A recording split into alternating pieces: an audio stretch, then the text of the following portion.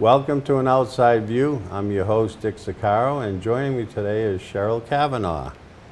Cheryl, Hi. welcome to the show. Thanks for Thanks. coming on. Thanks for having me.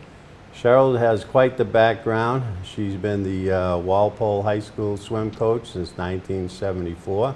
Started the program, and she's also responsible for running the swim programs in the town of Walpole. And she was inducted in the Hall of Fame of Walpole High School, correct? I was, yeah. Okay. Not Walpole High School. Walpole, it's the Swimming Association, the Okay. MIAA. Excellent. And then I didn't start the high school program in '74. It's an age group program for the town of Walpole that is 3 years old to 18. I Okay. started that in '74, going into my senior year in high school. I just took it over from the coach that had retired. And then 10 years later, I started the high school team. Okay, but you went to Walpole High. I went to Walpole High. I'm a townie. And you're in the Hall of Fame Not for Walpole, but for swimming. for swimming. They have, yeah, the swimming, Okay. swimming has their own Hall of Fame, and I'm on the wall over in Milford. They have all the coaches at the Milford High School who have been inducted into the Hall of Fame. They have us over there. Right. But Walpole has their own Hall of Fame, but no, I'm not in that. So let's talk a little bit about how you first got involved with swimming. You've been swimming, I think, in the article I read since you were 7 years I've old. been swimming since I was 7, and I went through the program here in Walpole that used to be run by the Recreation Department. Right. And swam until I was 18, because 18 you graduate off the team. Mm-hmm. And then our head coach decided to retire, and no one else really wanted the job, so I applied for it and got it. And Right. then we went private several years after that, so now it's a private club.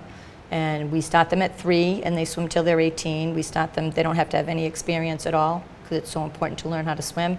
And then we just gear it towards competition in hopes that they'll stay, and then they'll join the high school team, and I'll have an awesome high school program. Right. Well, you run a great program.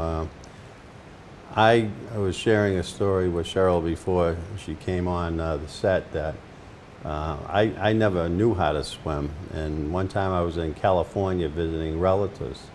Everyone's swimmers out there. And I think that's where Mark Spitz was from, right? Yeah. A couple of the Olympic Yeah. stars. And so they have, in order to go on the deep end, they blow a whistle like you do, similar in the Walpole programs. And you have to show that you can swim in the deep end, dive in. And I couldn't do it, so I was kind of embarrassed and actually get out of the pool. And right after that, I said, you know, I'm going to learn how to swim. So I've had hip replacement, and I have a lot of arthritis, but swimming is the best exercise for you. It really, you It's use a every life muscle. It's a life skill as well. It's a life We'll get skill. into the creed, but so I learned how to swim, and now for exercise, I swim an hour a day. And I see all the kids in your program. I want to enroll my grandchildren Yeah. this year in your program. So let's talk a little bit about some of the programs you're responsible for in the town. And you have some great lifeguards. They're well trained. do I have see them great all the time. lifeguards. I'm assuming most Yeah. of them are townies, They are. residents, and They they're are. swimmers on the swim Yeah, team. I have a few. I coach Canton High School too in the winter, Okay. and I have a few Canton kids that work for me. But the Red Cross program downtown is terrific, and everybody should take advantage of it, because Right. your kids really need to know how to swim. We've already had 3 drownings this year, and the summer hasn't even started yet. Right. So it's just so important, and the Red Cross lessons are great lessons. These kids have gone through my program, the Walpole Swim Team program, and they've learned how to teach there, and they're terrific teachers. They'll get your kids swimming. It's just such an important skill to have. Absolutely. It saves many lives. Everyone should It does. be required to swim. And a with the Red program Cross in high program, school. we don't get a lot of older kids. It's sort of the parents just stop teaching them. They stop taking lessons around 10 or 11. And it's so important to take lessons all the way up until age 14. And then you're prepared to take your lifeguarding courses, and then you can get a job through that. So it's really important to keep them going. Just because they can pass the deep water test, which is only to jump in the pool, tread water for a minute, and then swim across the pool, which is only probably 40 feet, Right. with their face in the water, that's really not knowing how to swim. Right. That can get you across the pool, but you really need more training than that. And Right. if parents do anything they should make their kids take swimming lessons. I agree It shouldn't with be you. a choice. Right. And also the lifeguards, they have to know life-saving techniques and Absolutely. They have to, before they can even get into the lifeguarding program, they have to be able to swim 500 yards. They have to be able to tread water. They have to be able to go down 12 feet to go get a brick that weighs 10 pounds. Right. Carry it back to the wall. And then we also have the camp up at Jarvis. So now they have to know how to use mass fins and snorkels and do searches on the Right. bottom of the pond. So as far as the town programs go, why don't you tell the viewers, I know there's a pool on Stone Street, the center pool. the center pool, and we And- have a wading pool there. And then we have another Right. pool up on Jason's Path in South Walpole. It's in a residential area. It's, let's see, it's probably about 3 inches deep to walk in, and it goes Right. to 8 feet. And then we also have a camp called Jarvis Farm, and we give swimming lessons during the week up at the camp. Right. And then the Boyden School, is that the one That's you the were one on referring to? Jason's Path. It's Right. behind Boyden Yeah, School. that's a nice Yeah, it is a facility nice as well. pool. Yeah. So how does one go about applying for a job as a lifeguard? I mean, you have it on the town's website? They have or it on the website, and Fill out an application? they start looking for lifeguards around March, and Right. we accept applications until April 1st, and then we just hire our guards. And we sort of have a feeder program too, because a lot of the kids have gone through the Red Cross program, Right. and then they've joined swim team, and then they swim in the high school, and so that's our feeder program to our Red Cross programs and our lifeguards for the town. And when do the pools open? How long are they open for? We're expecting to open June 23rd if everything goes perfect. The DPW is down there now, and they're painting the pools and fixing them all up for the public. And we'll be open until August 23rd. And then the kids go back to school, so we lose all our lifeguards, so we have to close it right before Labor Day. Right. And how many lifeguards are employed in all the facilities? We have 45 lifeguards, which is probably a lot more than a lot of other towns because they're always begging for them. Right. So we have 45 lifeguards, and then we have a lot of aides and gate attendants. A lot of the aides are younger. They're 14, 15. Some of the gate attendants are 15 and they have their lifeguard training, but in the town of Walpole, we can't hire anyone until they're 16 years old. Right. So we have really experienced So gate attendants I'm too. assuming most of your lifeguards, they do it when they go to school for 4 years to college for some extra Yeah, a lot of them income. do it, yeah. And So s- I can usually keep them till they're probably about 21 when Right. they graduate from college. Right. And then I lose them, and we got the whole new batch coming up, so. Interesting. So how many positions will you have available, you think, for this summer's program? We're all filled right now. you're filled We're all already. full, yeah. Okay, We're great. ready to start in 2 weeks. And you So- maintain the pools very nicely. I mean, they're always crystal clear. They and are. Sometimes I had my own personal pool when I lived in Brockton. And it's not that tough to maintain as long as you keep up on it like everything else. Right. But some of these pools you go in, it's so overly chlorinated, your hair comes Yeah. out like straw. Yeah. Well, we have to keep the chlorine at like a level 3, Right. and that's what we like to do on the high side, just to make sure it stays crystal clear. We have the DPW who comes down and takes care of the filters and gets them all started up for us and paints the pool and fixes the area. And then I have pool maintenance college kids that work for me all summer long, and they're the Right. ones that check the chemicals and vacuum the pool and Right. skim the pool and clean Yeah. the bathrooms and. And to get to get a membership, we go online in town hall, and I get a family membership with Yeah, my you can go- daughter, myself, and You can do it our two online, or you can go grandchildren. right down to the town hall, down to the recreation department, and you can buy pool tags for the summer. You can also do a daily pass just to see what it's like, to see if you like it. And we have a beautiful new splash pad. It's probably, I mean, maybe it's 5 years old now. Right. That has brought in so many more people because the little kids just love it and the parents love it. Right. So. And typically, what is the average age of the students that you have in your swim programs? We start, Red Cross programs, we start them at 3 years old, and we will take them all the way up until they're 14, 15. We also have adult swimming lessons. Right. So we do that. And then the Walpole swim team starts them at 3 years old also, and they go till 18. Down at the town pool, our lessons are 2-week lessons, or you can get private lessons for 1 week. Swim team is a different animal altogether. It starts in May, and we swim indoors at Westwood High School, and then as soon as the pools open up out here, we swim outdoors until the 2nd week in August. So Right. that's a little bit more intense, and it's for people that maybe, it's 5 days a week also, but people can take like a week off here or a week off there and then come back. They might Right. not be able to do 2 weeks of public lessons, so maybe they join swim team. And then we have adult swimming lessons also. And the hours of the pool, I notice on weekends, the pool, it closes, what, at 5, if I recall? Yeah, so South Pool up on Jason's Path, that's open at 10 in the morning. And we open 2 ends of the pool, the shallow end and the deep end, to the public. And from 10 to 12, we teach swimming lessons in the middle part. And that stays open till 7. If we have a heat wave, then the town administrator asks us to stay open until maybe 9 o'clock. Right. And then down at Center Pool, the big pool is open for swim team at 7 a.m. in the morning, and we swim until 10. And then at 10:15, public swimming lessons start, and that runs from 10:15 to 12:15, and then at 12 o'clock the seniors come in, and we have 1 hour of senior swim. And then at 1 o'clock that big pool opens up to the public till 5. And then at 5 o'clock swim team comes back, and we have swim meets or we have swim practice again. And then you have the wading pool that's open at 10 o'clock in the morning, and that closes at 5. On the weekends, we have only Center Pool is open on the weekends in the wading pool. The South Pool is open for rentals, so we have a lot of like birthday parties or family Right. get-together, family gatherings, and they can rent the pool for that, which is great. And then we have Jarvis Pond, which is open just to camp. This year we have a pilot program that Right. we're opening up 2 weekends to the public, and they'll be able to come in and they can swim in a cribbed-in area. The whole pond isn't open up to everybody. Right. It's only open to where the cribbed-in area is, and this is a pilot program to see if we have interest in opening it up to the public in the future. Excellent.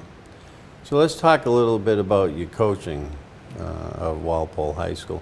Typically, how many members are on a swim team?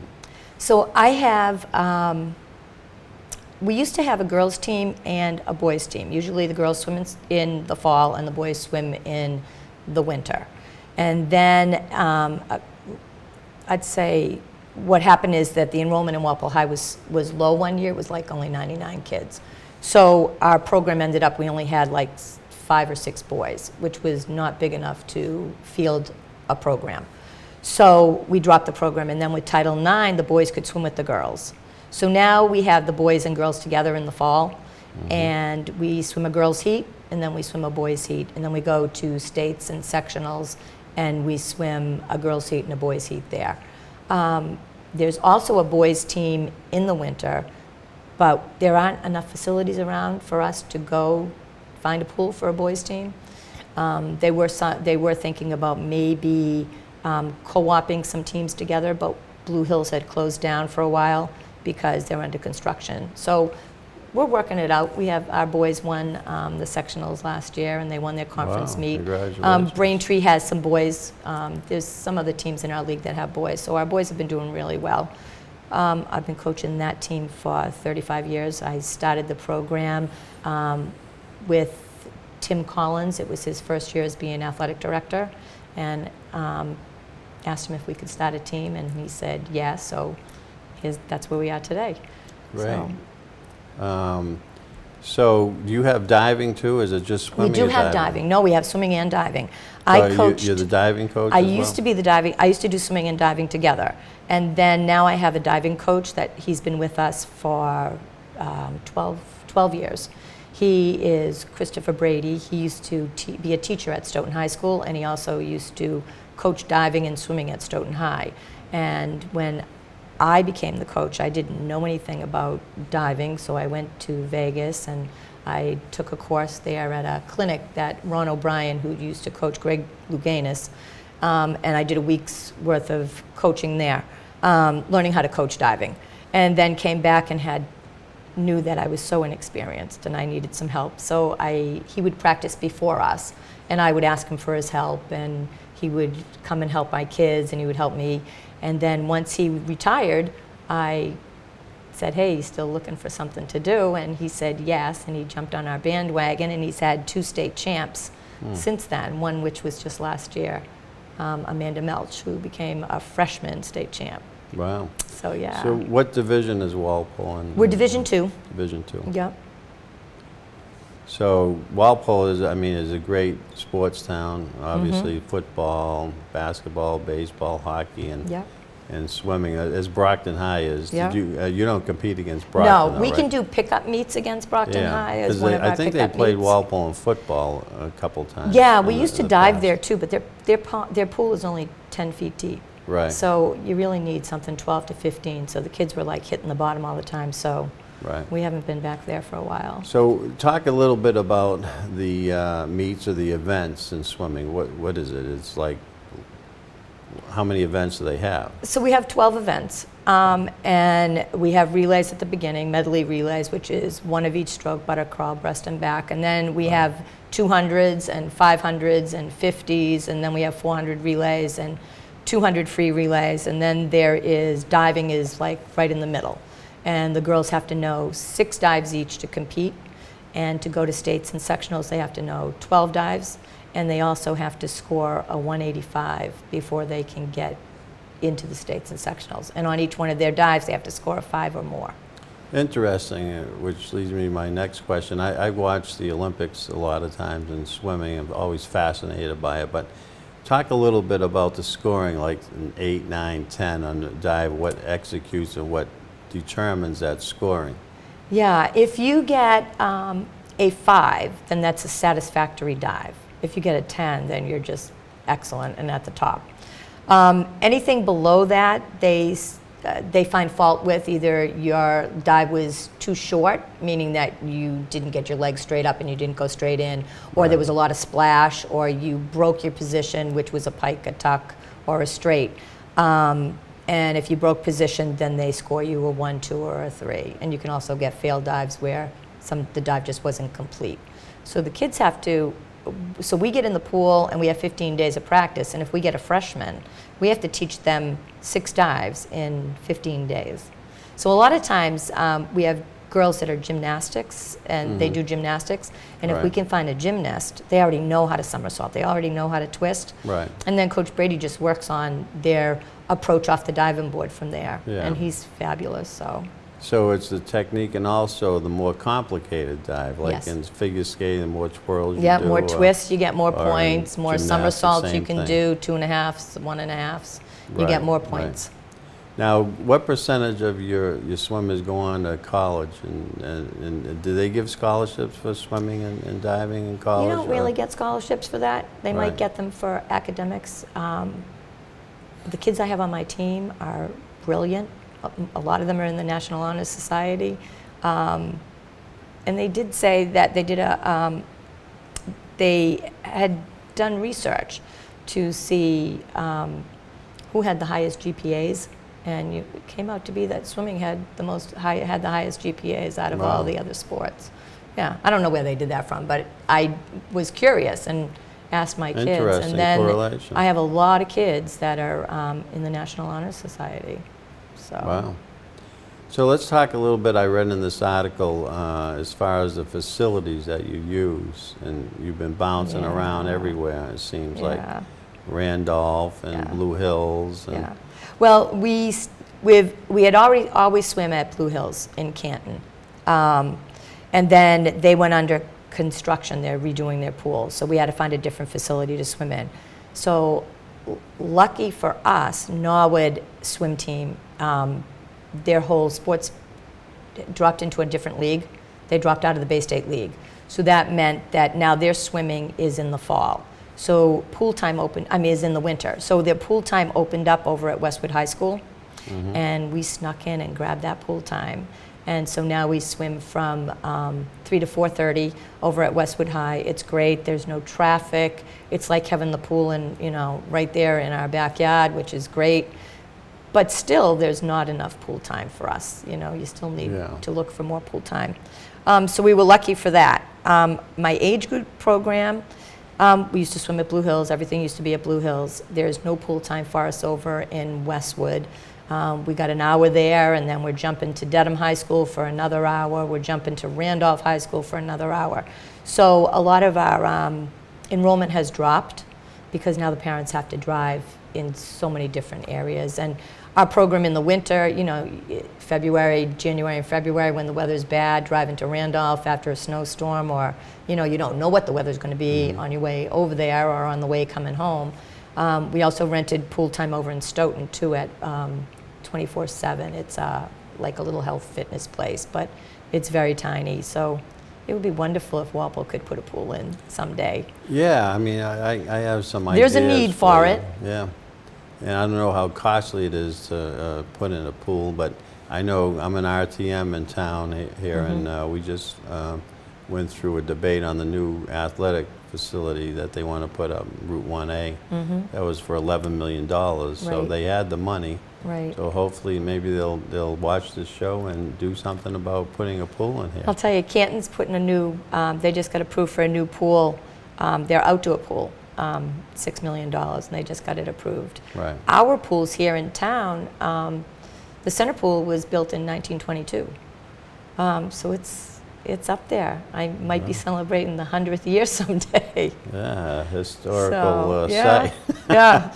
So you probably follow a lot of the children when they're in your programs now.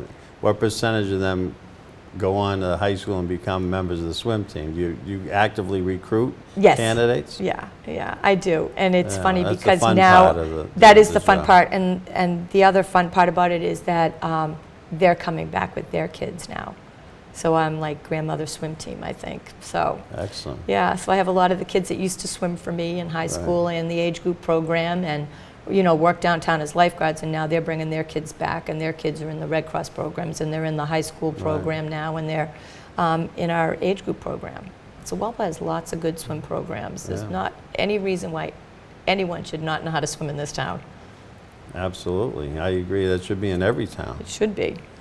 Now, a good friend of mine we discussed earlier too, Bob Sondheim, Yes. was an excellent swimmer. He was a long-distance swimmer, and I befriended him when I worked at the state. When he did, we played softball together. And he was the coach of Sharon High School Yeah, and then the became athletic the director. athletic director, right. And he attempted to swim the English Channel a couple times. He was unsuccessful, but the current kind of pulled him off, and it was a harrowing experience is what he told me, but he tried it twice, and he swam for 12 straight hours. But he always used to do fundraisers to benefit his swim team and the program. One time he did a marathon swim at the Sheraton Hotel in Boston. He swam for 24 straight hours. He just got out of the pool to go to the restroom facilities and get fluid back into his system. So an idea I have, maybe you could take all your swimming students and swim team members, maybe you could do a charity fundraiser to try to raise some funds and get a lot of private donations towards a pool in town. It's funny that you say that because we have done the age group program, the 3-year-old to 18-year-olds, the swim team, that it's called the Barracudas. And we have done fundraisers for cystic fibrosis, muscular dystrophy. We have created 8 scholarships for the Walpole Scholarship Foundation.